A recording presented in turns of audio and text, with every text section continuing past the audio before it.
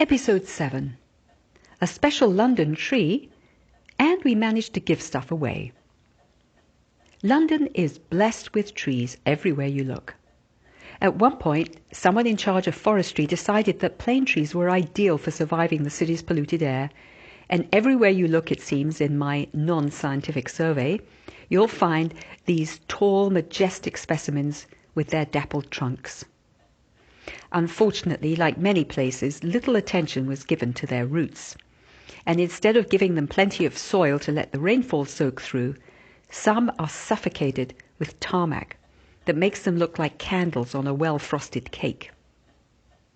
The delightful town of Putney, where my mother lives, had more foresight, and the lucky trees here sit happily in several square feet of earth. We seem to be swarming with children in this area, and I mean that in a good way, of course. Round the corner are 2 daycares, one of which is called Noddy's Nursery, after the famous Enid Blyton children's character. Curious about copyright issues, and I know you would be too, I looked very closely at their sign and saw no evidence of Noddy's recognizable red hat or yellow car, and assumed they managed to get away with using the name as long as they didn't use his picture. Across the street is a specially designated plane tree. Several years ago, an anonymous resident planted colorful flowers all round the bed at the base and nailed a small hobbit-like door complete with miniature hinges and a brass handle. It has an enigmatic number 9 painted on it, and it takes huge self-restraint to stop oneself from stooping down to open it and look inside. This is precisely what I did on my first day, and was delighted to find an assortment of small toys waiting to be retrieved by a happy child. Now I open it whenever I pass by to see what's happening, and this little cache has become a miniature lending toy library. Children, or maybe their accompanying parents and nannies, take a toy out and replace it with another one for the next user.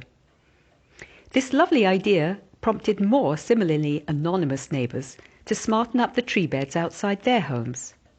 And for a long stretch up this road, flowers brighten up the neighborhood, though only this special tree has the Hobbit toy door. Meanwhile, we've been leaving other stuff outside the gate to our house. This included a large non-flat screen TV, a window blind ready rolled, a mirror, and my great-aunt's delightful vintage Kenwood food mixer. At first, it looked like no one would be interested in our junk, and frequent peeks to view progress proved disappointing. My brother suggested we take it all and put it outside the Deputy Prime Minister Nick Clegg's house round the corner. We might have better luck there. But our patience was finally rewarded. Eventually, everything was gone within a day. My mother, suitably excited, had just one regret, and for a moment I was hoping she wasn't going to want all the stuff back. "I would like to have seen who took the things," she said.